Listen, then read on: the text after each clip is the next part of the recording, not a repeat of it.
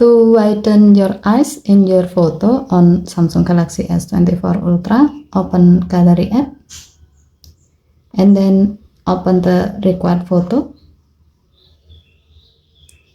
Tap the pencil icon at the bottom of the screen to go to the edit photo screen. Tap the 4-dot icon at the bottom of the screen. Next, tap face effect. Swipe the icon area below the photo to the left until the eyes icon is selected. To widen your eyes in your photo, drag the adjustment bar below the eyes icon to the left. The higher the level, the wider your eyes will become. If you are happy with the result, tap done button and then tap save to save the change.